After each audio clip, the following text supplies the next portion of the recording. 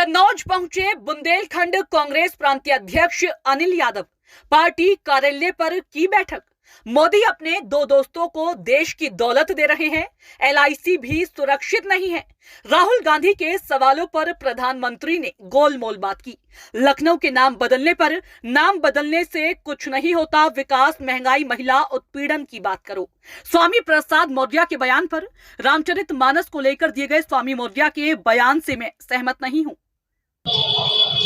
आज की डेट में जब डॉलर जो तेल का मूल्य है वो डॉलर में आज की डेट में $55 $60 के लगभग है और तेल के मूल्य लगभग दुगने हैं, तो ये जनता का शोषण हो रहा है। एक तरह से महंगाई चरम सीमा पर है। जो डीजल किसानों को सबसे ज़्यादा इस्तेमाल होता है सिंचाई के लिए, और जो आवागमन के साधन के लिए जो डीजल की सबसे ज़्यादा संख्या ली जाती है, और रोज़मर्रा के लोग जो नौकरी में पेशे में जाते हैं, पेट्रोल के दम पर अपने साधनों से जाते हैं, वो महंगाई की सीधी सीधी मार जनता के ऊपर पड़ रही है। और इस गवर्नमेंट को चाहिए कि पेट्रोल और डीजल को जीएसटी के दायरे में लाए और इनके जो इंटरनेशनल मार्केट उसके हिसाब से तेल के मुद्दों के दाम कम करने चाहिए। सर, एक लास्ट सवाल, लखनऊ के नाम देखिए, जिस व्यक्ति के पास कोई प्रोग्राम नहीं होता, हमारी जितनी योजनाएं थी जो हमने मनमोहन सिंह सरकार में चलाई हैं, अब उनके कई नाम बदल रहे हैं, कई शहरों के नाम बदल रहे हैं, कभी स्थान के नाम बदल रहे हैं। लखनऊ का नाम बदल दो, बनारस का नाम बदल दो, इलाहाबाद का नाम बदल दो।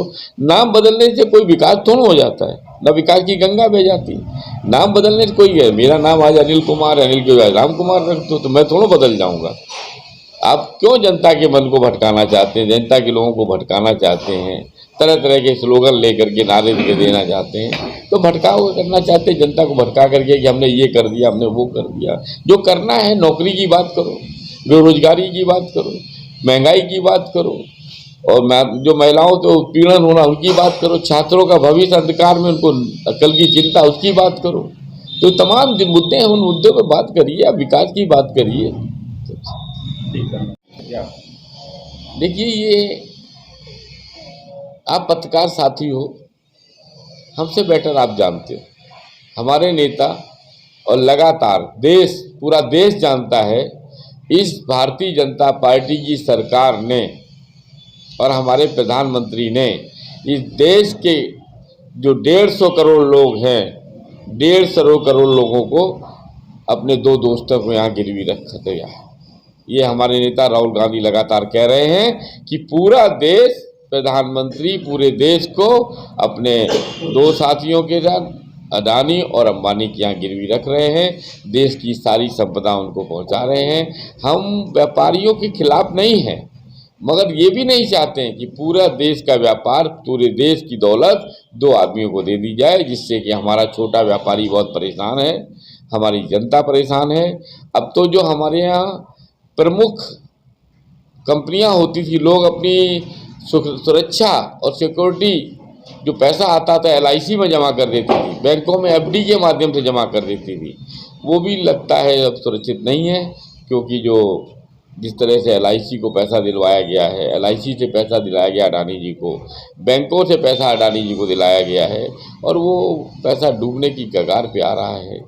तो निश्चित जनता में बेचैनी है, और हमारे जो राहुल जी कहते हैं वो सत्य और फैक्ट के साथ उस बात को कहते हैं। तस्वीरों के साथ बैठे गए और संसद में उन्होंने जो सवाल पूछे हैं, प्रधानमंत्री को उन सवालों का जवाब देना चाहिए था। प्रधानमंत्री ने गोलमोल बात की है संसद के अंदर, उन सवालों का कोई जवाब नहीं दिया, और कांग्रेस पार्टी लगातार उन्हीं सवालों का लेकर के हम आंदोलित करेंगे और जनता के सम्मुख ले जाएंगे कि वो इस सरकार को और प्रधानमंत्री जी को हमारे नेता द्वारा पूछे हुए सवालों का जवाब देना चाहिए। सर, सपा नेता स्वामी प्रसाद मौर्य ने जो बयान दिया था रामचरितमानस को लेकर, किस तरह देखते हैं आप उनके बयान? देखिए, मैंने फिर कहा है कि समाजवादी पार्टी इस चुनाव से पहले 4 साल कहीं नहीं निकली थी। वो अपने घर के आपस के उलझनों में परेशान थे, और जनता ने पूरी ताकत लगा दी उनके पीछे भाजपा का विकल्प देख करके। रिजल्ट क्या है आपके सामने। तो आज जनता का जिस तरह भारतीय जनता पार्टी तरह तरह से वोट दी, उस तरह उनके एक नेता स्वामी प्रसाद मौर्य जी जो हैं, उन्होंने कोई काम नहीं था, कोई विकास की अपनी उपलब्धियां गिना नहीं सकते थे, जनता के लिए संघर्ष गिना नहीं सकते थे। तो उन्होंने अपनी चर्चा में बने रहने के लिए रामचरितमानस जी को टिक्का कर दी। रामचरितमानस एक ग्रंथ है जो समाज में आइडियल ग्रंथ है, लोगों को चलने की प्रेरणा, रहने की प्रेरणा, भाई बहन से कर्तव्य की प्रेरणा, पति पत्नी से संबंधों की योजना, राजा जी प्रजा से संबंधों की योजना सिखाता है। तो वो उनके अपने विचार हैं, वो क्या कह रहे हैं वो अपनी बोध। और उसी तरह हमारे मोहन भागवत जी ने भी एक स्लोगन दे दिया कि जातियां हमने नहीं बनाई।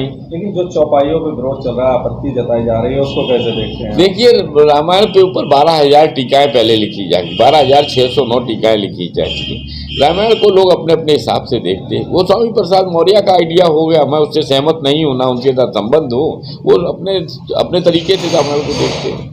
ये मैं मानता हूँ कि रामायण एक ग्रंथ है और लोगों को आदर्श से चलने के लिए सिखाता है।